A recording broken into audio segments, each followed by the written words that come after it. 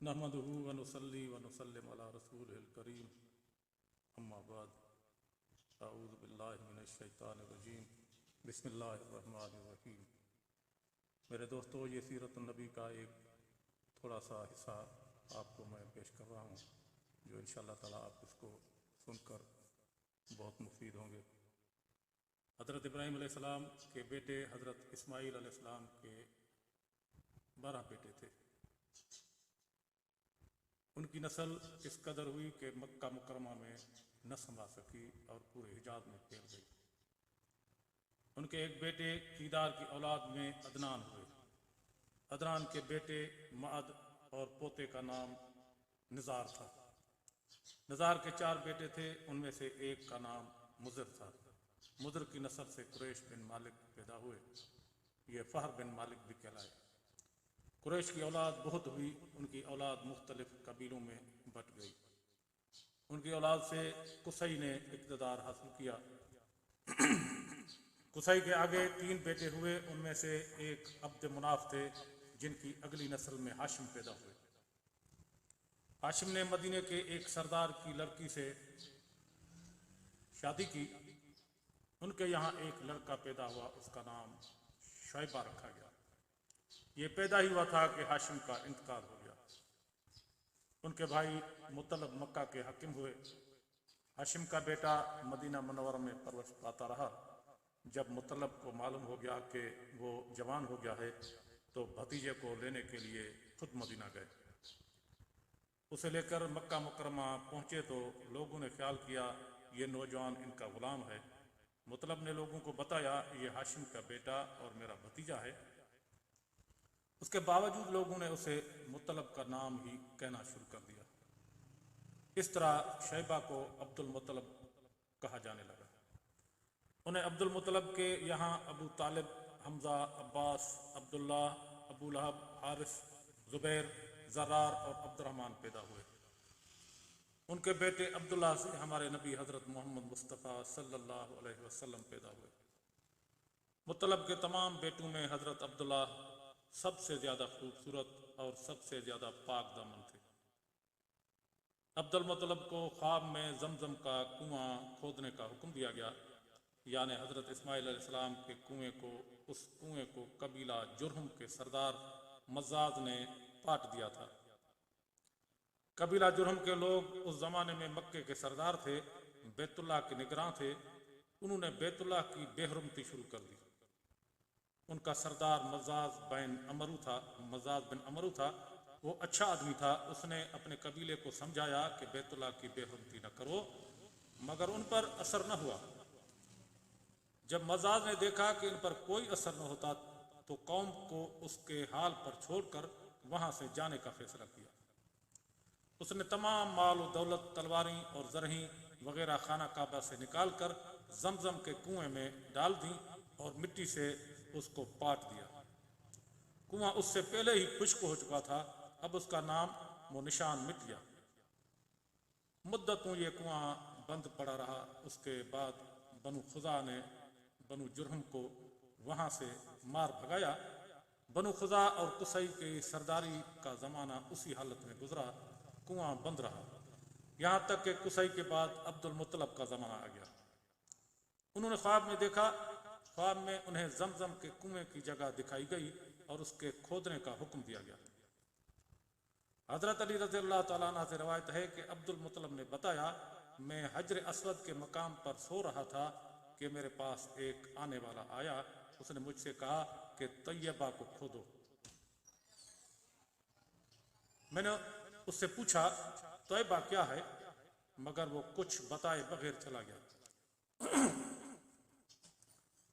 दूसरी तरफ रात फिर ख्वाब में वही शख्स आया, कहने लगा बरह को खोदो। मैंने पूछा बरह क्या है, वो कुछ बताए बगैर चला गया। तीसरी रात में अपने बिस्तर पर सो रहा था, फिर वो शख्स ख्वाब में आया। उन्होंने कहा मजमूना को खोदो। मैंने पूछा मजमूना क्या है, वो बताए बगैर चला गया। उससे अगली रात में फिर बिस्तर पर सो रहा था कि वही शख्स फिर आया और बोला जमजम को खोदो। मैंने उससे पूछा जमजम क्या है, इस बार उसने कहा, जमजम वो है जिसका पानी कभी खत्म नहीं होता, जो हाजियों के बड़े बड़े मजमू को सैराब करता है। अब्दुल मुतलब कहते हैं, मैंने उससे पूछा, ये कुआं किस जगह है? उसने बताया, जहां गंदगी और खून पड़ा है और कौवा ठूंके मार रहा है। दूसरे दिन अब्दुल मुतलब अपने बेटे हारिस के साथ वहां गए। उस वक्त उनके यहाँ यही एक लड़का था।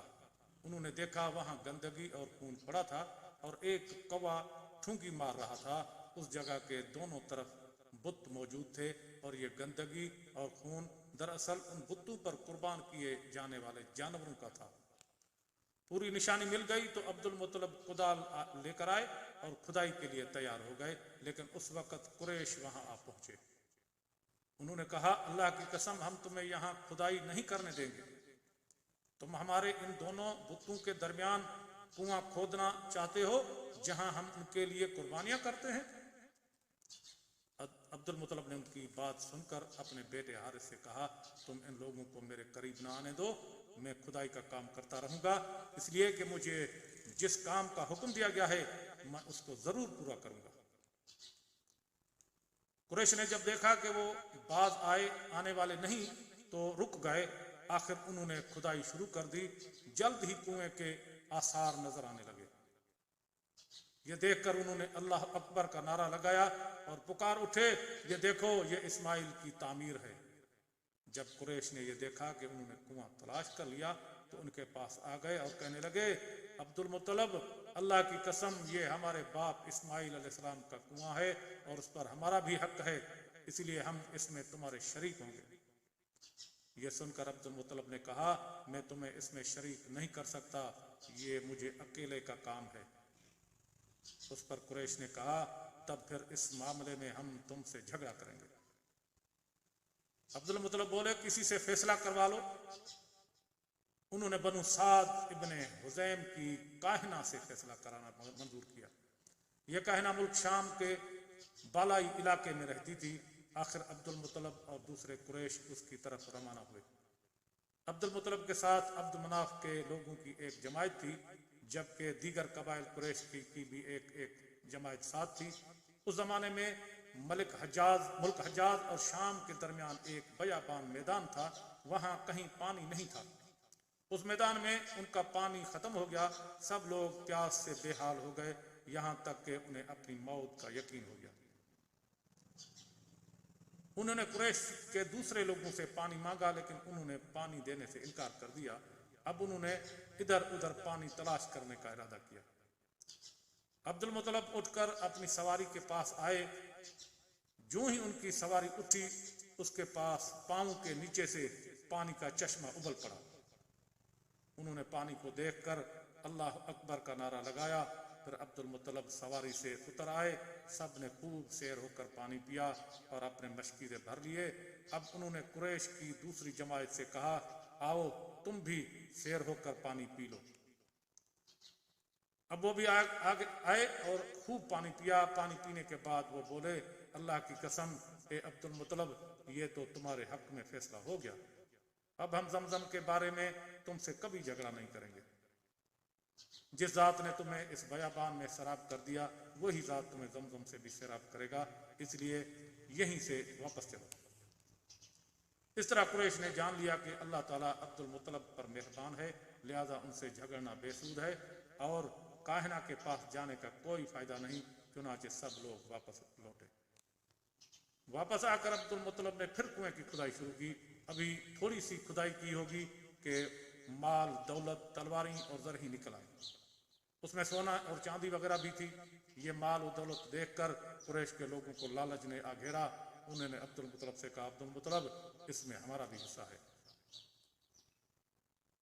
उनकी बात सुनकर अब्दुल मुतलब ने कहा, नहीं, इसमें तुम्हारा कोई हिस्सा नहीं, तुम्हें इंसाफ का तरीका अख्तियार करना चाहिए। आओ 500 के तीरों से कुरा डालें।